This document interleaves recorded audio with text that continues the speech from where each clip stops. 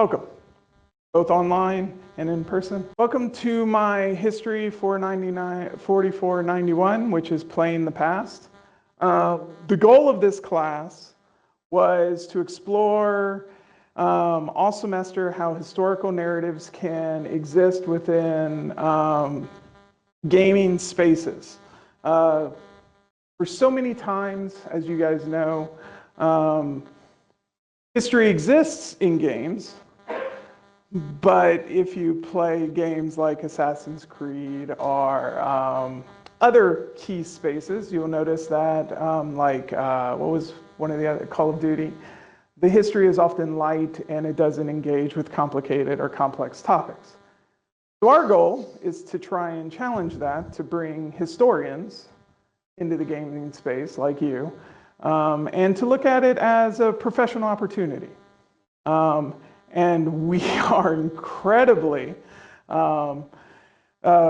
pleased and happy that we were able to secure Dr. Cole Wehrle to give us a presentation, because Dr. Wehrle has designed a number of critically acclaimed board games, 3 of which you guys have had experience with: Pax Pamir, John Company, and Molly House, which not only retell historical narratives, but they do so in such a way that is challenging for the player to understand the past and the period as well.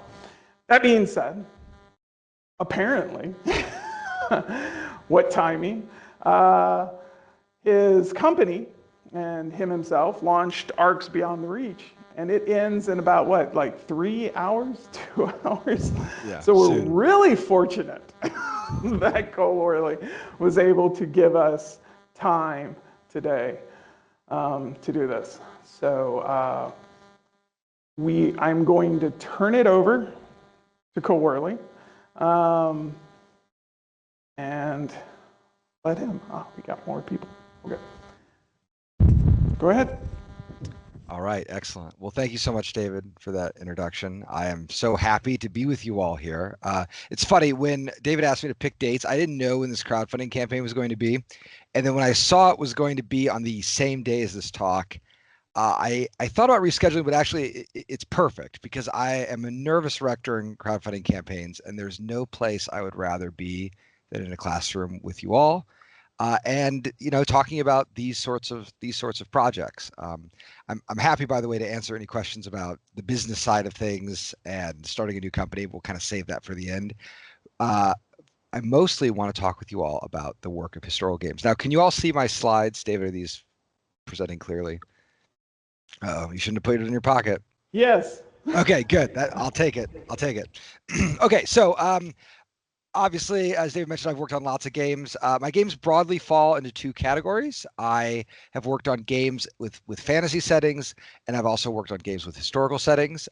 These were done in the past at 2 different companies. They are now unified under the auspices of Buried Giant Studios, which handles all the games that I've worked on, and many games that I have not, but we'll learn more about that in the future. I'll note that the reason why I'm starting a slide, I'm starting this talk with a reference to the fantasy games, is because actually the fantasy games are incredibly grounded in historical thought, political theory, in some cases historiography itself, and it is something that I think a lot about in my work. Once you start designing historical games, you sort of can't stop. Now, what I want to do with my talk is basically talk a little bit about how history and games interact with each other. We're going to do a bunch of case studies of games that I haven't worked on, and then we're going to do a few case studies on games that I have worked on. And the thesis of my talk, I'll just spoil it. I'll tell you right at the start, which is the games that we work on are historical objects. They cannot not be historical objects. They are created by people who are bounded in time. They reflect the values and the sense of the past that we have internalized, developed, maybe crafted, sharpened. And for that reason, we ignore those resonances at our own peril. So I want to start by talking about a game that we all know about and talk about what happens when you attempt to pretend that like gaming isn't political or isn't historical. And of course, we're going to start by talking about the Settlers of Catan. Now, the Settlers of Catan is a game that I'm sure most of you have played, have thought about. When I first started teaching, it was like right on the edge of like really widespread adoption. By the time I finished teaching, all my students had played this game. It was a very easy touch point. So it's something that I still use. All I'll say about Catan is that it's a game about settling an island. That's all the background you're going to get. But let's drill into it. Let's actually talk about what Catan is and does. And I like to do this by doing what I call like a game grammar analysis. So we can think about Catan as a language, and it's a language that will be spoken by its players to communicate strategies, intentions, and also their sense of the place. We can think about its grammar as having spatial dynamics, right? So there's a map. Things can be close to each other. They can be far away. You can be blocked. You can be unimpeded. These are all things that are in the game design that then players can talk about. I wish I could just connect to that road. That's a sentence that makes sense in the grammar of Catan. It's also a game about the generation of resources. You have settlements and cities. They are going to be producing resources according to like a pretty simple die throwing procedure. Those resources get spent. What are they spent on? They're not spent on other resources, generally. They're mostly being spent on things that are being added to the map. So it's a game of building and development. Of course, the resources can be traded. And it's worth noting that even as we list out the grammar, that the game seems to care a lot about resources. This is a really important thing to be thinking about when you're doing game analysis and even your own game design. If you're writing a rule book for a game and you find yourself continually talking about resources, then you have designed a game about resources. And maybe you had planned on making it about something more interesting, but the gravity of your design is pulling you to that core. Now, if we were to think about the vocabulary, well, we have things like settlements and cities and roads. We have different suits of hexes. Is it a wheat hex or a hill hex? We have resource cards. We have development cards. We could almost like imagine a word bank if you were to call back to your early education, where I say, here are all the things that we can say. Here's the Mad Lib sheet, but I do need you to like stick to this word bank. Now, a grammatical analysis like this is really useful because it helps us understand that a game is not just something in a box that people play. It is also a set of ideas that can serve as a lens, a joke, a storytelling element. So, one of the things I always tell people when I work on games is I want to be thinking about how players talk about the game when they're not playing it. This is a very important, I think it's an important insight into understanding which games survive and do well in the marketplace, and also in the minds of your students. If players are talking about a game when they're not playing it, the game is functioning as an idea. That is a child that is able to take its first breath. It doesn't need the physical components. And in fact, you might even encounter something like this, right? A t-shirt, wood for sheep, a sentence that makes sense if you've played Catan and doesn't make any sense if you haven't. And so games become like these little symbols, these little signs. But of course, Catan is also like an object of play. It doesn't just exist as language. Here, by the way, is the very first printing of Catan in German. On the right, that is not German. Don't worry, I'm not having a stroke. I think it's Finnish. I wanted a close-up picture of this card because this game has a very narrow thematic conception. That card is not a soldier that you might be more familiar with. You've played somewhat recent editions of Catan. That's a knight. That's a ritter, or ritari, I guess, in Finnish maybe. This game is presenting a kind of medievalism, which means it's trading in the tropes of history. Now, the story of Catan's theming is really interesting, and it's worth talking about in depth because you may have spent some time thinking about Catan.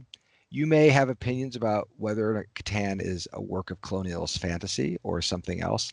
And I'm not gonna try to marshal a specific argument about what I think Catan's true intentions are, but I do think it's worth looking at how it grew and how its theme had real consequences for how people interpret it. So let's look at the first US version of Catan. This came out, I believe, in 97 or 96 potentially. This obviously looks very different, and it looks sort of horrible actually. You're getting a lot of late 90s, like early Photoshop. Look at those wooden frames bounding that. It almost seems primeval, though. I'll draw your attention in particular to the 5 resource squares underneath the title, which are using, I guess, stock photography. And in fact, if we were to look at the cards in the game, you would see stock photography run amok. These pictures are, I mean, truly strange. So obviously it's ugly, right? They couldn't help themselves. It's Photoshop like 4 they were using. But over here, we have a photograph of a tower. Okay, that is, we're still suggesting some kind of medieval thing. But down here, the capital card is the U.S. Capitol.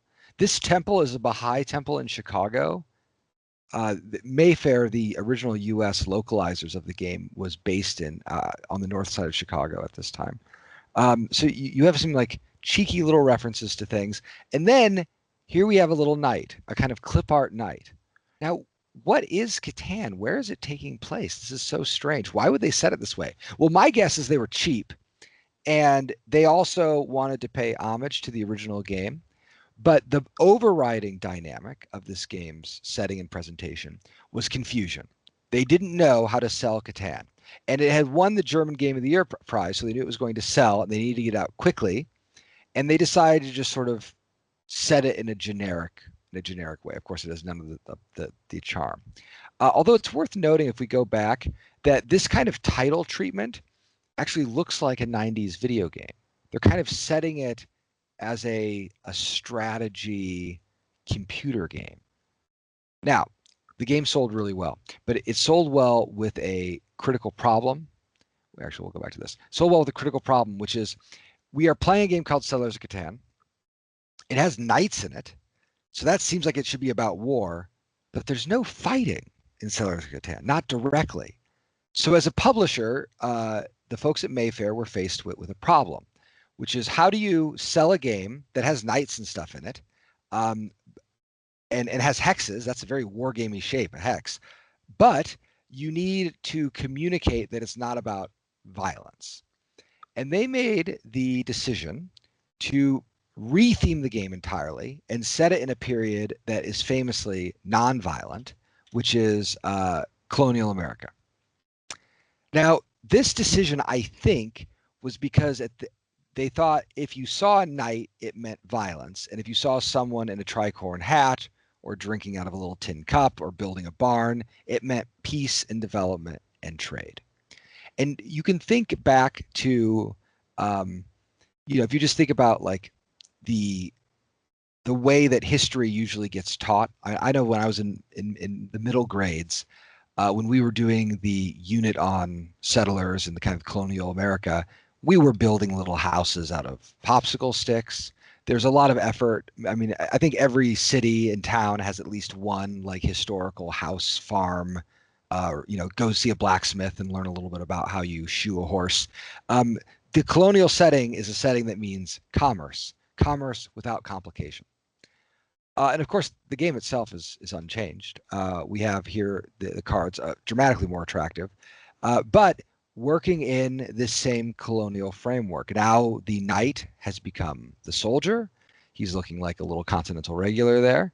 And the University of Catan looks a little bit like those early like engravings of Harvard or some of those East Coast universities where they're just wooden buildings. And then over here in the library, I love this statue because it like looks to me, to my mind, it looks like a little bit like Oliver Cromwell. It's like it's not clear like what this statue is modeled, but history itself has been muted. It's been pulled way back.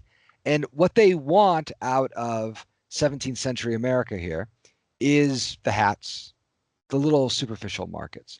Now here, I want to step back and talk a little bit about understanding and how we think about the past conceptually. And I always like to show this by thinking about like a knowledge map. This is like a tool that I use a lot where like the things that are commonly known and quite general, that those sort of like sit in the center of the map. So when we think about colonial America, we're like, yes, like tools and like encounters between, the indigenous peoples here and the settlers coming over. And of course the Pilgrims and Pilgrim Rock and like maybe a hat, right? These are all things that we could associate with the past. They are elements of it. They're all in of themselves, they're all true. Like there were hats like that, but they lack context. And as we build out our knowledge map, we start to get a little bit more specific. We're not just talking about hats, we're talking about different types of hats, how they change and respond to different cultural, social, and political trends. We're not just talking about contact between East and West in this sort of simplistic, even allegorical way. We're talking about the First Nations. Likewise, we're not just talking about the Pilgrims, but the specific puritanical sects that they belong to, the development of Protestantism in the United Kingdom, things of that order. Okay, so what's Catan pulling from then when they are doing this colonial setting? Well, they're kind of just pulling from the general area. They don't care about how the hats are changing. They don't care what religion any of the people on the cover is. They want the idea of contact, the picture of the tool, the shape of the hat. That's all they want. Now, this gets into trouble when the game does well enough that they start doing expansions to the game. Now, many of these expansions were already designed or designed in some fashion, but as they were adapted into the US edition, this is the third Mayfair edition, by the way, which is the one that was in printing for probably over half of Catan's life as a product.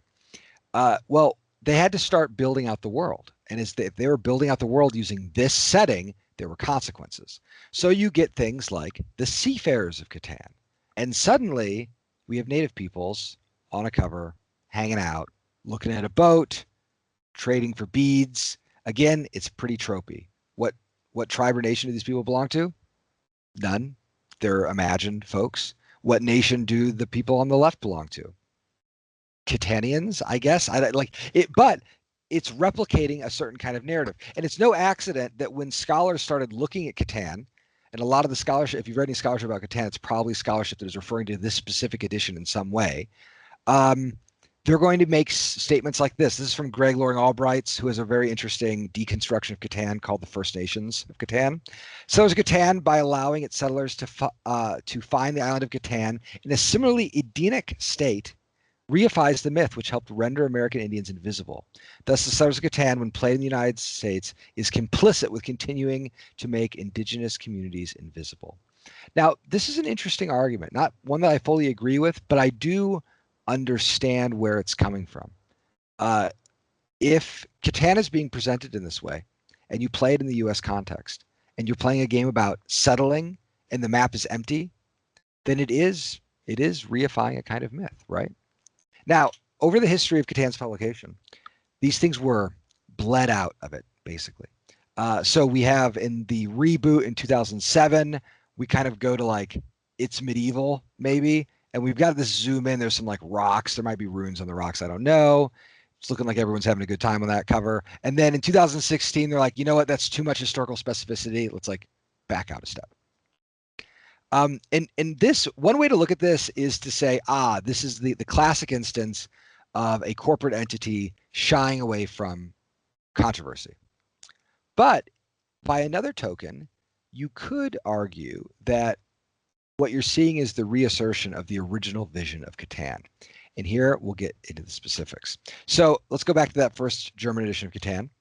And from this piece by Adrian Raphael about Klaus Teuber, the designer behind Catan, he actually gives Catan a very specific historical setting. He talked about how after reading Histories of Viking life, he became fascinated with Iceland and the Age of Discovery.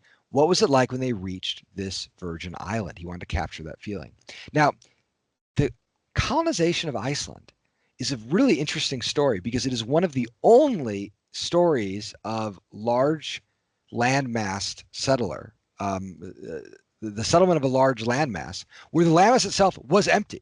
There was no one living on Iceland when the Vikings got there. There might have been like a few Irish monks like in one little area, but the vast majority of Iceland, if not all of it, was totally free from human habitation. It was, in fact, an empty island. So oftentimes when people talk about Catan and like the robber figure, and I think Greg Loring Albright does this too, the robber figure becomes this like remnant, this like notion that like there were first peoples there. They're kind of hidden in the design, but they're only rendered in the darkness. However, in the context of Teuber's game and its storytelling, the robbers were Vikings. They were people who left the ships in the colonies, and they did their own thing. which means they're elements of the settling function and not elements of the island. Now, this is all very interesting because it suggests that in abandoning Catan's basic framework, the actual specificity of its argumentation, Mayfair set themselves up to accidentally reiterate all of the kind of like worst and most problematic elements of the settler colonialist fantasy. And this is what happens when you don't grab the historical implications of your work by the collar. If you don't really look them square in the eye, then some other narratives are going to take over, and they may not be narratives that you can control. Okay, so I want to talk a little bit about the work of history making in games, and I'm going to do it by talking about two of the games that I've worked on, perhaps you've played, which is Pamir and John Company. We'll talk about those for a while, and then I'll cite some other examples, and we can see where we get to from there. So when I work on historical games, I always build them on basically two core arguments. If you're designing a historical game, you need to first figure out who has agency, and then you need to answer the question, what the heck do these people care about? I find that there are lots of interesting models and ways to think about perspective and all these things. But if you're working on historical games, you best have answers to these two questions, because none of the other things that you have to say are going to matter if you cannot answer these questions. Now, I'll just note here, in case you have all read it, that C.T. Nguyen's Games, Art as Agency is a really critical book in my thinking here, which is that games are really good at situations where the player positions have agency. As you remove agency out of a play position, the game becomes a less useful way to think about telling the story you want to tell. And once you have an actor with agency, you have to think about the things that they care about. So this basically tells you who are your players and what do they care about. But what they care about is going to tell you what you need to put your system's complexity in. It's also going to tell you what the victory conditions should be. So I want to talk a little bit about Pax Pamir. Pax Pamir is a game about the Great Game, which is a 19th century Cold War about the struggle for control of Central Asia between, I'll group it into kind of three categories: native elements, the people who actually lived there, and then a Russian-aligned coalition and a British-aligned coalition. This period was really interesting to me. It's something that I did a fair chunk of my dissertation on. I had read lots of books about it, and I thought it had all the material of a wonderful game. So, here we have books like Peter Kopkirk's really excellent The Great Game, which reads a little bit like a spy thriller. You encounter characters like this guy. This is Alexander Burns, who is a kind of dashing Scottish special agent who goes into Afghanistan and works his way up through the court. And is kind of infiltrates Durrani politics and gets up to all sorts of mischief. And boy, if you're reading this as a 17-year-old, as an 18-year-old, it's like an Ian Fleming novel. It feels like James Bond. It's so exciting. But I also had some training as a budding historian at that point. And I had read Edward Said, and I knew that there were certain Orientalist tropes going on that, even though they were fun to consume, they were toxic. They were telling the story of these two big empires that were fighting each other. And so I thought, if I'm making this game, if I'm going to make a game on the subject, I should have Britain versus Russia and Afghanistan as the battleground. And so I was skeptical of this, though, because I was worried that my sources have been tainted a little bit by this desire for spies. Peter Hopkirk's book, which is really excellent, is itself a kind of Cold War book. It was really, really popular in the mid and late 20th century because it was sort of telling the prehistory to the Cold War. And that's a fun thing to read about when you're getting to the end of the Cold War and you think, can I spend a little more time in that headspace? Peter Hopkirk will take you there. So, but I did want to make a game on the subject. I couldn't believe that there had never been a game about the Great Game. I mean, it's right in the name of the period. There should be a game on the subject. So I did what any good researcher should do. I started reading more deeply into not just the popular histories, but the more academic histories. I also, I encountered at this time this really interesting story of this guy named Charles Stoddart, So Charles Stoddard was an abolitionist, a kind of budding intelligence agent. He wanted to change the world. He was one of those young bucks of Empire who went out and thought, oh no, we're going to enlighten the world. And he goes and is exploring through Asia, and he gets captured by this guy, Nasrullah Khan. And Nasrullah Khan looks at this idiot kid who stumbled into his court and says, you don't know what you're doing. You've gotten in here in the wrong way, and I think you might be a spy, so I'm going to put you into prison. And Stoddart starts demanding that he free all of these slaves that had been taken, that Nasrullah Khan had taken. And Nasrullah Khan keeps thinking, like, who is this pipsqueak kid? Now, Charles Stoddart was sufficiently well connected that there was a rescue mission that went after him by this guy named Arthur Connolly, who actually is the person who coined the phrase the Great Game. He goes after Stoddart with the idea that he's going to, one, get Stoddart back, and two, somehow also free all of these slaves in Central Asia. And Nasrullah Khan opens up his gates, lets in Arthur Connolly, and says, well, now I've got two spies that I'll throw in my dungeon. These characters are not being smart. They're not crafty. They're being real dummies. And in fact, the biggest dummy of them all is the one that comes next, which is this character named Joseph Wolf, who hears that these two impressionable young men, are stranded in a dungeon in Central Asia. He gets this news. He's an kind of itinerant preacher. He raises a bunch of money. He goes on this insane road trip all the way to kind of North Central Asia, to the gates of Bukhara, to see Nasrullah Khan. And by the time he gets there, Arthur Connolly and Charles Stoddart have been like dead for 2 years. If he would have thought about the fact of how long it took the news of their imprisonment to reach him, he might have come to that conclusion without spending a bunch of parishioners' monies. That didn't happen, though. And Nasrullah Khan looks at this guy and says, I can't kill another one, and just kind of kicks him out and lets him go on his business. So of these four characters, these shining exemplars of humanity, who actually made choices? Who actually exercised any kind of agent in the game space? Well, it's obvious. It's this guy.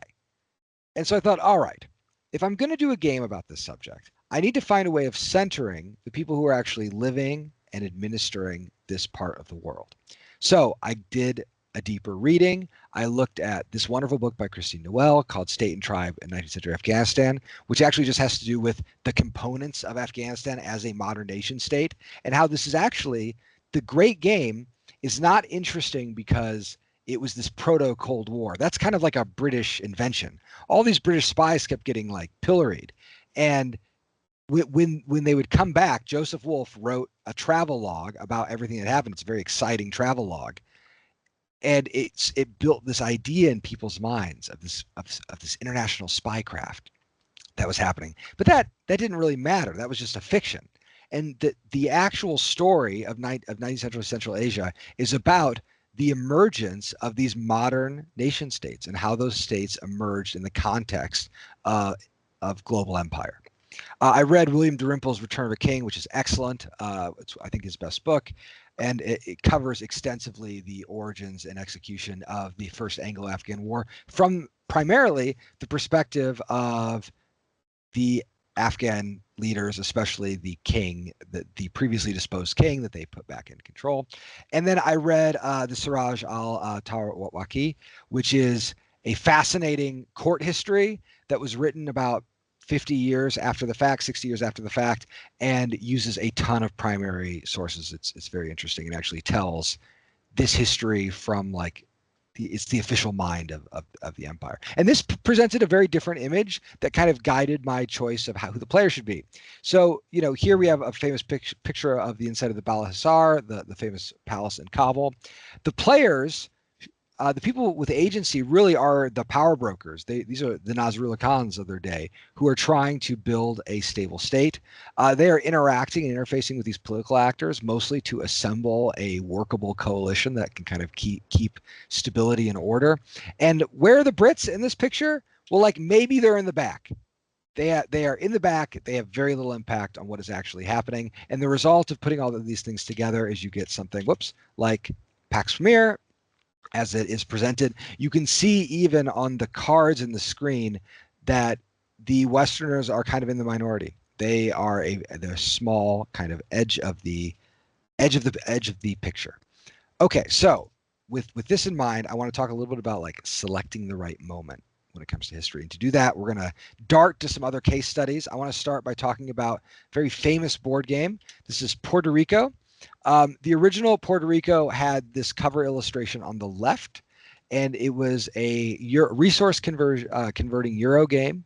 I mean, that's kind of an unkind way of saying it. That's what it is. It's a resource game about the settlement of Puerto Rico.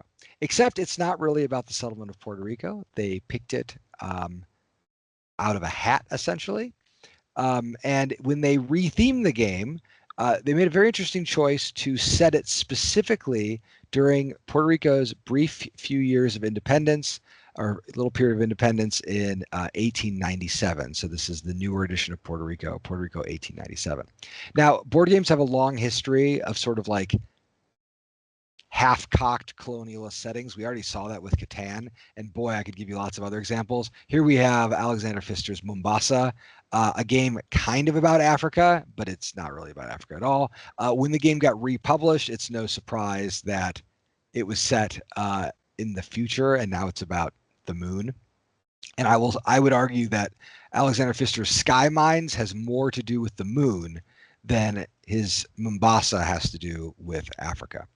Now, when you're picking the right moment, you have to think about what the material constraints were on the agents that you have and what they were thinking about. And so when the Puerto Rico reworking project came about, setting it in this period of Puerto Rican independence is really important because you could kind of spotlight small business owners and farmers, the kind of like low-level entrepreneurs who were really assembling the modern Puerto Rican society. And it's worth noting too that this is getting captured at like every level of the design, from the retheming of the buildings, which are now done by a Puerto Rican artist, but also portraying like actual structures in Puerto Rico, as opposed to just sort of, you know, a picture of the U.S. Capitol or of a high temple or something nonsensical. Whoops. And they wanted to spotlight, like, you know, they wanted to elevate the actual people who lived in Puerto Rico and not the folks who were just coming over. Okay, so let's look at a little bit of a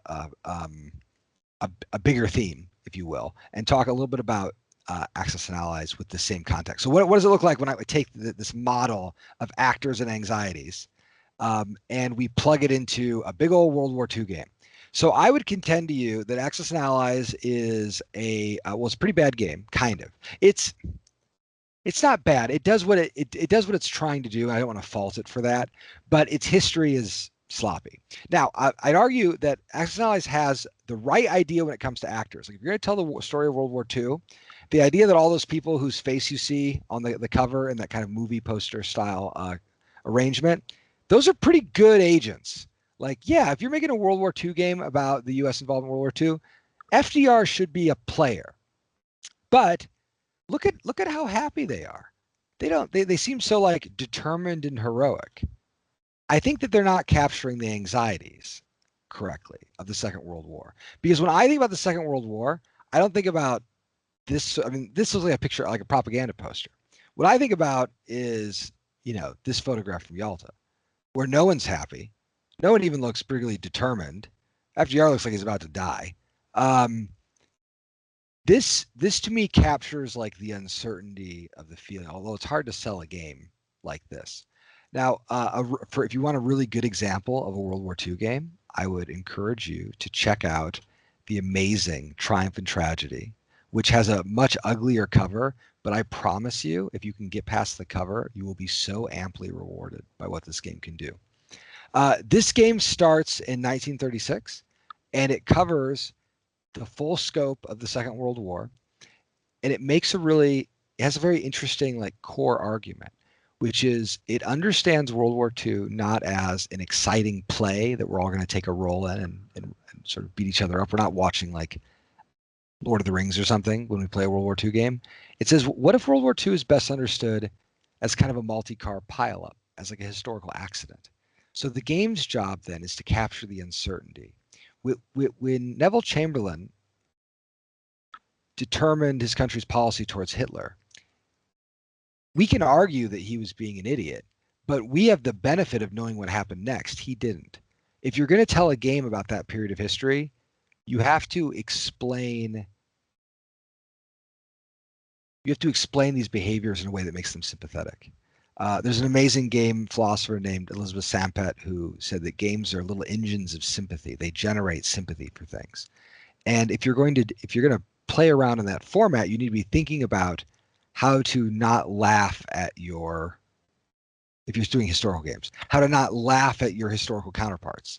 If I'm playing the West in Triumph and Tragedy, I want to really feel like I can ignore fascism for a long time. Because if I'm doing that, I know that I'm being transported into that mindset really effectively. And this game lets you see the fallout. So, one of the things that it does is it has a ton of hidden information. So unlike Axis and Allies, which has pieces arrayed on a map, in Triumph and Tragedy, you have a set of blocks which have a type of unit on them, and then on each side of the block, there's a strength point, and your units can be stronger or weaker when they fight or when you build them. You don't know what the other opponent is building. You don't know if they're building defenses, if they're being peaceful, if they're being aggressive. It's a pretty fascinating study in paranoia. The entire game, players can research cards, that they can be playing kind of a diplomatic game, and you always have a sense that you're so close to winning that if you just went a little bit longer, if everything just stayed stable for a little bit longer, maybe you can get everything you want, and then the game will be over. Nothing bad will happen. And as you drive your little car towards this imagined future, things start rattling and a wheel falls off your off your little jalopy.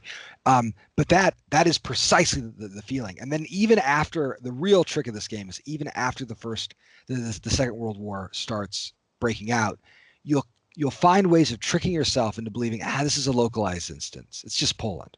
It's in one little area, and then suddenly the whole world kind of erupts in this specter under the specter of total war. It is truly amazing, and it does so with very simple rules, but it manages it because it does a lot of good thinking about who are the agents, how can they interact with each other, what are they worried about, and then it built the entire game up from that, as opposed to starting with, I want to make a game about D-Day because I like the idea of D-Day. So I want to talk a little bit about another project that I worked on, which is John Company. And John Company, I think, I want to talk about John Company in the context of how tabletop games specifically can capture historical argumentation really well and offer players and designers a way of engaging with the history that is really, really deep. Because everything I've described so far, you could apply it to a video game. People could be designing Assassin's Creeds with the same methodology, position, argumentation that I've described so far. But I think board games offer specific tools for generating sympathies. And I think those tools really have to do with the fact, and there are two elements to it. One, players have to internalize the rules in order to play the game. That means players need to sort of deeply understand a system. That isn't true of video games. And while that's useful for getting started playing a video game, it can be very bad when you're trying to do analysis of the video game. So that's thing one. Thing two is board games as objects can move through really different graphical styles, and I'll call them visual registers. And these registers, they can be really provocative. And one way of thinking about this is board games are kind of lower resolution simulations. They're blockier, but that blockiness gives them really powerful metaphorical charge. So let's talk about the East India Company just a little bit. Here are their old offices on Leadenhall Street, a vast, vast corporation, all that grew over the 17th, 18th, and then grew and then collapsed in the 19th century. A huge corporation, had an army twice the size of the British Army at least, was many times more powerful than even the British government by certain measures, and all managed out of this dinky office on Leadenhall Street. They eventually got a nicer office, but even the nicer office was mostly empty. The vast majority of its power was organizational by affiliate and through all these satellite centers. If you're trying to capture the story of the East India Company, where do you start? Do you start by looking at an old engraving like this? Or you could go visit the East India Company archives. They're in the British Library. Here they are on the left. Or you could read. Now, the problem with the East India Company archives is just an aside. The East India Company did a great job taking notes. Maybe like some of you, they have filled notebooks, lots of notes. They did a great job tracking weather, goods, sales, ship logs. All that was done impeccably. They did a very bad job reading their own notes, though. And when Chattery did this study of the world of the East India Company, he talked about how the archives, the East India Company archives, had never been really read or processed in any meaningful way. And he and his research assistants actually digitized a huge portion of them and then derived a picture of what trade looked like in the Indian Ocean during this period. And one of the things that comes out in this book is that this is a picture of trade in the Indian Ocean that not even people at the time had. They had all the notes, but there was no effort to actually like process them. So, okay, that's very scary for game designers. I'm thinking, all right, we have all this data about how the East India Company worked. But if the East India Company didn't even understand their own data, then I can't really build a game off that data because it would capture my understanding of the East India Company, but not how it actually was. And so I started thinking about other sorts of archives, like little notes and letters, like this little note. These are things that someone is getting ready to, I think this is a note where some people are getting ready to ship out, and they're just making a note for a transfer of people and their packages. You've got lots of this stuff, lots of letters. And I thought these letters are capturing a level of uncertainty, a level of, what's the right way to put this? They're capturing the minds of people who are largely like diligent, well-intentioned, are not trying to do anything evil. And in the back of my mind, as a historian, I know that what they're going to do in India is going to be quite evil. It will disrupt and ripple right into our present moment. But when you read the notes, you don't see any of that. So there's some kind of core idiosyncrasy in how the company behaves. And this I found very compelling as a designer. And I thought I was getting an appreciation of the anxiety of the players. And this is important because the more specific your agents and the better your anxieties, the better your design tools are. And I thought if the East India Company is not, if this game isn't about trading charters and big companies, but is actually about the individual participants, and if these participants are not just trying to make a lot of money, but trying to social climb, trying to do really specific things, trying to impress their mom in some cases, this is going to give me a much stronger foundation on which to build a game. So as I was building it with this kind of mentality, it occurred to me the game could operate in a few different, I'll call them like registers. And so I'm going to just walk through those sort of quickly. The first one I'm going to call like the imperial infographic. So one of the things that comes across when you're doing research on the subject is how much they loved maps and charts and ways of laying out the world. And so for one of the visual registers of the game, I worked, I did a lot of the graphic design for John Company, and then I had another graphic designer help me quite a bit with some of the textures and little elements. And we wanted to make it seem like the world was a knowable, controllable thing. And so we called this the imperial infographic. And even when there is uncertainty in the design, and there's plenty, it needs to be rendered in a way that seems very authoritative. So for example, in John Company, you roll a lot of dice, and players engage with that dice by looking at this table. Ah, look at this. Do you want to know the difference between success and failure if you go from 5d6 to 6d6? Well, my good sir, that's the difference between 87 and 91%. Now that's a lovely number. You really, oh, do I want to go from 91 to 94? These are just tiny little adjustments. Of course, you throw a lot of dice in this game. And I've seen a lot of people throw 6 dice and not roll a single success. In other words, they were in the 1% or maybe the 10% if it's just a failure.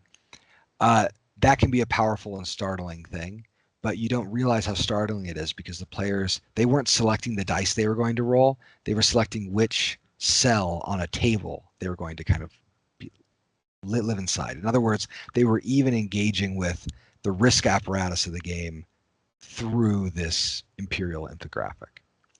Now, not everything is so easily understandable. Over in India, there is an event system which is going to determine the rise and fall of these little kingdoms over the 150-year period of the game or so. These events are handled through these things called Ganjifa tiles. They're really Ganjifa cards. In India, there's it's sort of like a trick-taking game that is played with these painted wooden tiles. We had an artist who's based in Mumbai do renditions for each of the regions of the game. The events are on the other side. The way it works is very simple. I can explain it right now. You shuffle these tiles up and you flip a tile and it might say resolve crisis. And that crisis will happen where the elephant is. Or it'll say a region becomes prosperous. And the region that becomes prosperous is whichever one was on top of the stack of tiles. So it's a fairly simple system in its execution. However, it is fiendishly difficult to predict. In fact, players have made all kinds of like flow charts. And when I was doing the modeling on the game, it was so hard for me to know how changes to this deck were going to change the event system that I had to write a Python script to model the Markov chain that what was built by this event deck. And that was all done on purpose because I wanted players to not really be able to understand India. I wanted to seem foreign, strange, confusing, capricious, because that was how their historical counterparts felt. You'd go to India, you'd hope for good luck. Maybe the wind would turn one way, maybe it would turn another way. Good fortune, bad fortune. Now, the third register, and this is a really important one, is how players score points in what they're trying to do. So here are, you're doing all these things in India, and you're doing it to earn these cards. These are prize cards, and we have these spouses. The spouses in the game give you discounts on future victory points. That's marrying into a good family. They all give you victory points for their own sake, which is great. And then they have a power. Basically, every spouse will ask that you not play the game in a certain way. So, for example, if you marry Lady Glencora, you don't get doubled actions anymore. If you get Joseph Sedley, you can't have company shares anymore. You also get cards like this blackmail card, which are kind of like secret plots and plans that you can engage with. Now, for the art for these, we could have done anything, but I really wanted to capture the degree to which British social life is like kind of self-parodying. Like they recognized their own grotesqueness in domestic affairs, in specific kinds of domestic affairs, right? They would poke fun at issues of fashion or of marriage or of scandal or of gossip. Now, they didn't really have as good of a way of doing this for foreign affairs, but when it came to the domestic stuff, Punch magazine sells really well. This is a society that likes to laugh at itself as long as it's laughing at the right thing. And so for the third visual register, I wanted to sort of capture this character, this kind of parodic character that the player families engage in. Now, what does it look like when we put all this together? So here's some photos of the game in play, and you can see the different visual registers actually laying on top of each other, right? So on the left, we have the map of India. You have little player pieces with those cameos on them, those little portraits.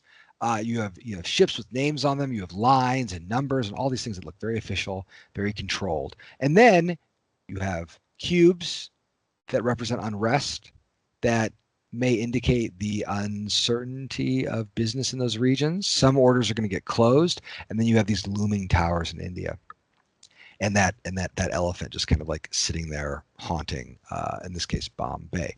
And over on the right, we have the same picture kind of further zoomed out. Here we have my favorite component I've ever designed in any game I've worked on, which is the Prime Minister wheel, where I took a Gilray cartoon. I had the artist change his hand. He was holding a spinning top, and I had to turn it into a pointer. And when you pass laws, the prime minister has to decide how they want to influence policy. And they are quite literally doing a Monty Python weird little cutout cartoon. It is very silly. It always makes players laugh. But then there are usually sickening, strange things that will crop up in that moment. And that's That's where I want my players. I want my players to be kind of like lost in the moment and just enjoying it as a person who's embodying their counterpart. Now, of course, John Company is filled with lies because it is a game, and games can't tell history the way books can tell games. For example, let's talk about the chairman. This is one of the roles that players can have, and if you're the chairman, you have the power to draw debt, and then you can allocate that. You kind of control the purse. And the chairman is selected by having the most votes in the court of directors. And it works great in the game. The mechanism is really lovely. I'm very happy with it. And it's a total lie. It's a total fabrication because in reality, the company's purse strings were controlled by lots of committees. And those committees were drawn from not just the court of directors, but the broader court, just kind of all the shareholders. These people, so like the question of who gets allocated capital, there are probably 100 different people making that decision. But if we are making a game, I have to take all of those complex feelings, I have to boil it into one position, which is the chairman. So the role of the chairman isn't so much a single person as it is an aggregate of a kind of like will of the court. For this reason, I tend to think about games less as works of historic study and more historic fiction.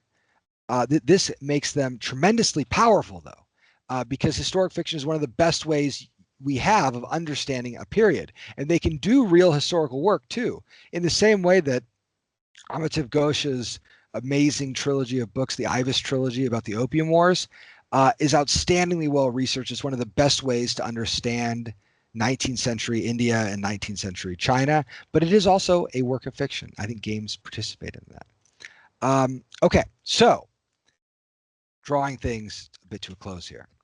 I want to reiterate that when we're working on games of all types, when we're doing historical games, we actually can't escape the historical consequences of our games. We are trapped in them. We are trapped in them in that to the degree to which we are also trapped in our own moment. And for that reason, we can think about ourselves as having a kind of double responsibility. First, we have a responsibility to games, right? So when we're building games, we are participating in a dialogue about what games are and what games can be. And if we're using our themes, we have to be using them mindfully. So take your minds back to our bad colonialist Catan that existed. We can all see it in our head. We've got that old guy. He's got his piece of paper. There's the dude drinking out of the tin cup. There's the woman with the bucket. Okay, that we're fixed in our mind. Now, that edition of Catan sold very well, and Capcom of Japan, makers of Street Fighter and Mega Man games, licensed it. And they licensed the game to make a Japanese edition of the Settlers of Catan. And this is how it looked. That seems harmless enough. But the cards tell a little bit of a different story. And here we have something kind of odd happening, which is something heroic, something very video gamey, but that is also elevating like a certain kind of Western sensibility. Like here we don't just have soldiers, we have like a firing squad or soldiers like in a drill line. We've got these like very like cartoonish figurines, very glorifying. And what we're seeing is Catan that is now taking it through the colonial context in the American case, and now routing through the colonial context in the Japanese framework, right? And this is a world of, where Japanese imperialism in Manchuria and in the Pacific broadly is sort of like in the background and getting like softly reactivated with like the costuming and how all these cards are presented. So the fact that Catan presented itself in a certain way is like weirdly warping our own understanding of the period. And this is the central point. Because the thing is, we don't just have a responsibility to other games that might follow our games when we're doing game design. We also have a responsibility to everyone else. We have a responsibility to the understanding of the past. When we think about that knowledge circle and everything that we might know about 17th century colonial America, top hats, the religions, the different riggings on ships, the context, the First Nations, the types of axes, all of that. The reality is Catan is in that same knowledge map, and it is no more true or less or not. It is no, in fact, it might be a larger part of that knowledge map than we might want to realize. Catan has sold tens of millions of copies. It has probably sold more copies than almost any book on colonial history written in the last 50 years. And that means that Catan is participating in the discourse. And the history games that you are all building, even if they're only going to exist in a classroom setting, they're participating in the discourse. And so to the degree to which they have influence as a game, they're going to guide how games are made. And to the degree to which they communicate anything about history, they're going to guide how history is told and thought about. And that's certainly true of my own games. Now, it's not all doom and gloom. I want to end on one little happy note, which is that here we have this wonderful game called Votes for Women by Tori Brown, published by Fort Circle. It's a game about the suffragette movement and the suffrage movement. It goes, late 19th century or into the early 20th century. I think the game is good. It's a solid design, but the thing that I love about it most is how seriously it takes its subject matter and its responsibility, both as a game and as a work that changes how we think about the past. Because Votes for Women doesn't just come with a board and with dice and with those cubes. It comes with a ton of facsimiles, lovely historical supplements and design notes about those. It reprints all sorts of things, and it really shows a whole world. And players can go into Votes for Women knowing almost nothing about the past and come away with a real understanding. And it's worth noting that the game itself is only one part of that understanding. They're one component in our ability as designers, as storytellers, and as historians to capture the past. All right. And with that, let's go and make and play some better games about history. It's up to us to do it. I'm very happy to take any questions. And if you have other thoughts you want to reach out about, you can find my contact information here. Hello, is that on? That is definitely on. So I had a question about researching. So one of the games that we played of yours was Molly House. And I'm curious how you researched sort of underground history like that for a board game. Oh, that's a great question. Molly House is such an interesting project too, because some subjects are extremely difficult to research and to get proper art on. Molly House was fascinating because of the nature of the archive. So I first read, the theme of Molly House came from my co-designer on it, Joe Kelly, who brought the design to us. And they'd done some reading on it, and we read a book by Richter Norton about Molly Houses. And it was a pretty interesting book. And I kept thinking to myself, like, I've done a fair amount of research on different parts of queer history. And usually when you're doing research, you're trying to understand a community that has essentially been destroyed and repeatedly destroyed generation after generation after generation, right? Queer folks have always been around in different ways. They might not have always called themselves that, but we're looking at like just an element of humanity. But things are often pushed down. A great example of this is something like Lisa Moore's book, Sister Arts, which is about late 18th century, essentially like, I think it's mostly about late 18th century relationship between women. And her argument is that a lot of the points of conversation with these upper class women was how they landscaped and how they talked about landscaping. So you think you're just reading a letter about landscaping, but like, oh my goodness, you're not. This is a passionate love story that is just happening in the garden.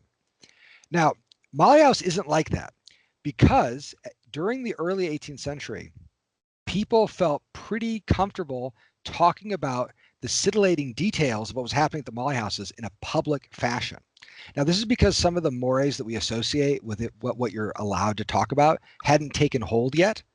But this is a very useful thing for a researcher, because I could go to the Old Bailey court records and search Molly's and between a certain year range and find outrageous statements that were said in court that that nobody would have said in late 19th century London, even like at the height of the Oscar Wilde trials. You don't get people talking this publicly about it. And so to me, it was a real a real win for us as just sort of researchers and historians thinking about this subject, because I felt like I was looking through an archive and we had found a high definition photo like tucked in with a bunch of like burned pieces of paper.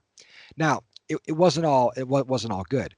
We had to deal with the fact that a lot of the archives and a lot of the primary sources were not from the mollies themselves, but were from people looking at the mollies and kind of tittering and being surprised at how like strange they were.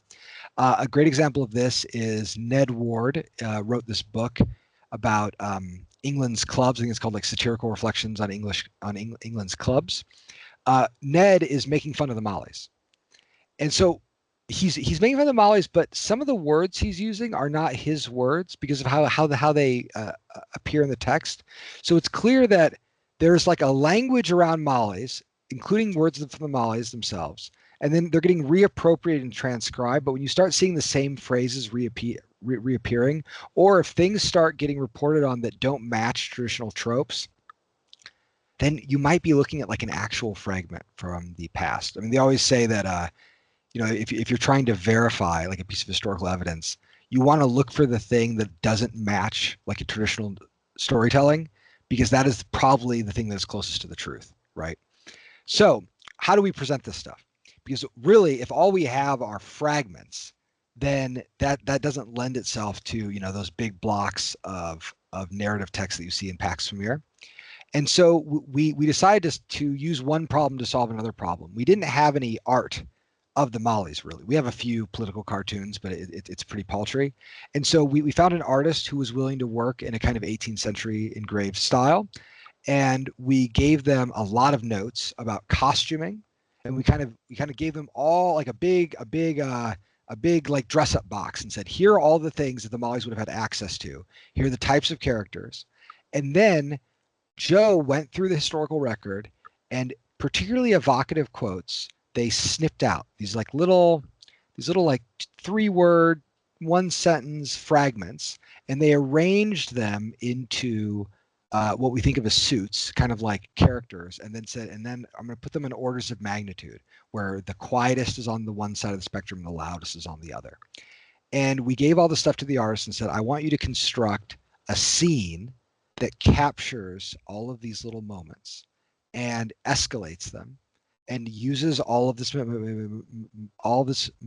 material. And then on the cards, we will feature the fragment with the citation, and they are meant as like evocative anchors. Now, that's the reason I wanted to I realize it's a long answer, but the reason I wanted to flesh that out is we're doing a lot of primary level research, and what is going into the game is like 3 words. But sometimes working in a historical game, it's not about reading a lot of books about your subject. That's important too, but it's really about finding the specific fragments that suggest the game. I mean, essentially, and this is maybe not a super productive way of thinking about it. I really think about game design, especially analog game design, as essentially a lyric or poetic form. We have strict rules of meter and of structure as we go into building these games, but we have to use a metaphorical framework to tell these stories, because we can't transport people fully. We can only transport their feelings. Okay. Hello. My question is, why did you design the game to be more of a strategy and resource management? And the game I'm referring to is Molly House. Great. Was it more of like a creative choice, or was it a way to show how that community interacted during that time? This is a great question. So sometimes I've had a version of this question before, which is a little more pointed, and they always say, "Why is Molly House mean?" Or "Why is it a competitive game?" They really animate it. They're like, why would you make a game about this sort of competitive? And the answer was, for the people who were going into these Molly houses, the thing that comes across when you read the little writings of them that we have is that they were coming to them for lots of different reasons. And if you're making a cooperative game, you kind of need all the players to like exist as a team. And the Mollies didn't realize that they were on the same team. And really, the game is the story of how that sense emerged organically. So in some ways, like Molly House starts as a competitive game, but will sometimes end as a cooperative game. And that I consider like one of the design's most signal successes. Now, you're right that there are resources in the game. There are items and things. This was something that we struggled with a lot in the design. In early versions of the game that Joe showed me, in order to throw a party, you needed to have like certain objects. And so a lot of the game was like running around buying certain objects and then going and like putting them together. And at one point I told Joe, like, do you feel like a medieval merchant when you play this game? And Joe was like, yeah, a little bit. And I'm like, okay. So we don't want a game that feels like a medieval merchant. And whenever we were testing Molly House, we would change something, and occasionally we'd feel the design drift into medieval merchant territory. And that was our warning. That was like, no, we don't want it to feel that way. So the party system basically fights against that, which is players are going to generate cards. They're going to generate cards by walking around. Those are their desires. We did this in a small way because we wanted players to slowly build a hand and to be thinking about hand and position and location. We wanted the reason why you have to pick up things in Molly House is because sometimes the game doesn't let you pick up things.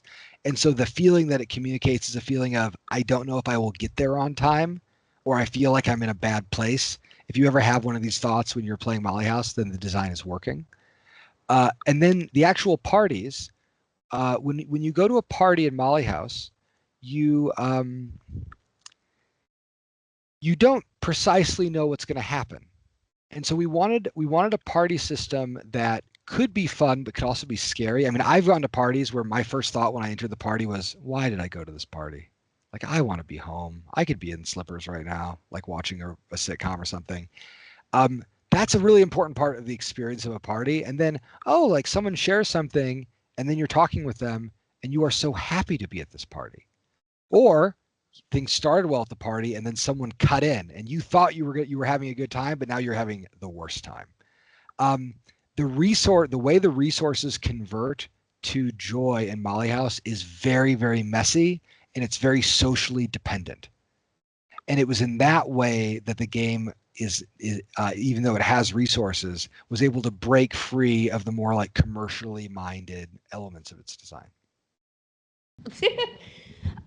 So the question I have is, of course, for Molly's House, and between all of the Molly's and being exposed and having the threats and your reputation, how would a person know to trust the next person? Oh, If that makes sense. That's a great question. So the question of trust in board games is so interesting because so there's an idea that you've all probably read about called the magic circle, which is when we enter a game, we are now in this space called the magic circle where we are only players and everything else about us drifts away, right? We are players in a game of football. We are players playing a game of tic-tac-toe. We are just players. The problem with the magic circle is that it doesn't really work. Like, it's so porous. I mean, if you and I had an argument before we started a game and we go into a game, are you going to trust me? Are you going to feel like just one player to another when we're sitting down at that table? No, of course not. We can't hide all the things. I mean, I have certainly played games with people who I found unbearable in real life. And it was hard for me to play with them as just another player because they were so arrogant or mean or strange or whatever. And it seemed outside of the scope of that circle. So when you play Molly House, the question of who you trust and how you trust them, players have to negotiate that constantly. And in fact, I want players to not necessarily trust one another. I mean, it's very funny to make a game like this. Not funny is the wrong word. It can be sobering to make a game like this. And one of the things that watching people play Molly House shows me is how thin these like lines of trust are. Like, if you oftentimes in Molly House, trust begins when someone does something that is kind to another player. Where if the right card doesn't get played, this player is going to be in a bad position, and someone says, you know what, I'll play that card, and the other player will look up and be like, oh yeah, I guess I kind of owe you one. If we were playing a game like Bonanza or something, I'd say like, you owe me a small favor. And in the future, maybe that small favor turns into a large favor. And you start to see players develop a relationship. These relationships are usually developed among players who have the lowest joy, because they've got to build up their joy to match where the players who are ahead are. It can be very lonely to be like the most popular person at all the parties and to have all the joy, because no one really wants to coordinate with you. At the same time, that isn't the only force on trust. So you alluded to it really nicely, and I'll just kind of reiterate it. One of the things that can happen in the game is you can be faced with the decision about whether or not you want to inform on the community. And we really struggled, Joe and I, with how, like, if this mechanism should be in the game and how it should be in the game. This was an active element of our development that we talked about a lot. We decided to put it in the game because we would not know anything about molly houses if there hadn't been informers. The informers that brought down the molly houses brought it into the public view. You can't tell the story of Molly House without these informers. The second thing is we realized that the people who were informing, they weren't evil. They were just faced with an impossible decision. They were coerced. And it made me realize that, like, there was a game design problem that we could solve, which was we could build a hidden trader game, which I was very compelled by, where you weren't required to be evil. Usually when you play a hidden trader game, you get a card that says, like, you're the werewolf and you have to be the werewolf. And in this game, I wanted to talk about how players could make the decision to flip the card and say, you know what, I'm going to be the werewolf. Now, in practice, one of the most interesting things that happens is you will see players inform on houses who actually do not want the game to go into community destruction. They aren't trying to win by that way, but they figured out how to rationalize it. They're like, okay, I'm facing these horrible indictments. I have a chance to inform on a house, but it's only one of 3 houses. And so even if I successfully inform on that house, the community can still survive and we can still thrive and we can still have a lot of joy and go home. But when you have 2 or 3 players who make a similar kind of calculus and a similar kind of decision, then the whole system might collapse, which is, in fact, in reality, exactly what happened. Now, these are really uncomfortable stories, and I always try to be very clear with players. It's a little bit like reading a book about an uncomfortable subject. I'm like, look, we're gonna learn about this thing.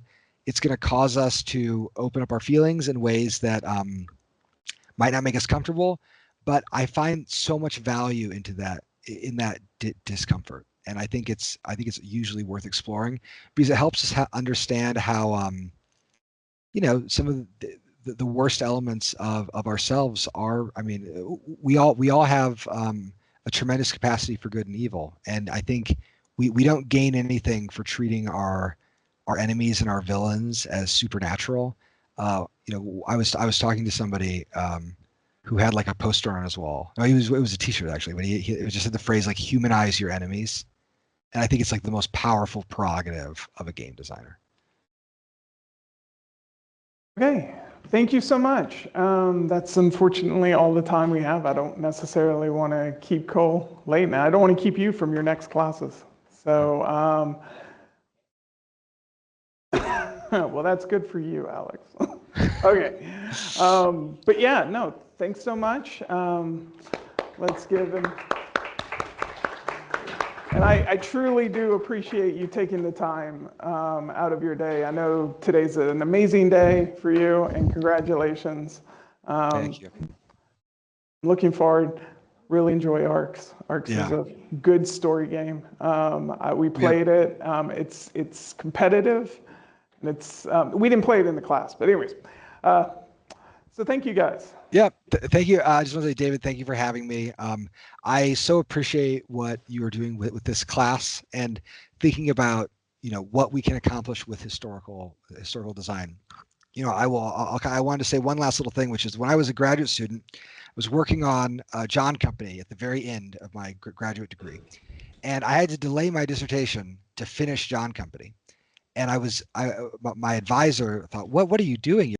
Delaying your graduation, you need an extra semester of funding because of a board game you're working on. It's like, why would you do this? And I said, well, I just have the feeling that more people might read the games rule book than my dissertation. And I don't want to, I loved the university. I was so happy with it, but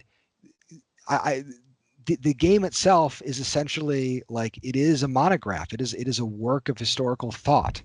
And I had all of that kind of came to roost in a really wonderful way. About 3 weeks ago, I was in Philadelphia where I presented at ASEX, which is the Association of 18th Century Scholars, the American Association of 18th Century Scholars. And I got to present for the same professors who have been a little worried about me delaying the dissertation.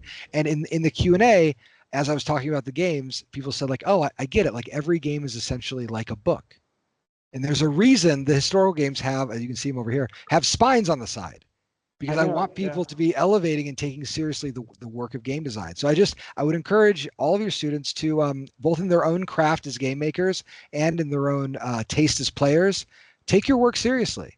Like ask more of the games that you play and of the games that you design. You have nothing to lose by it.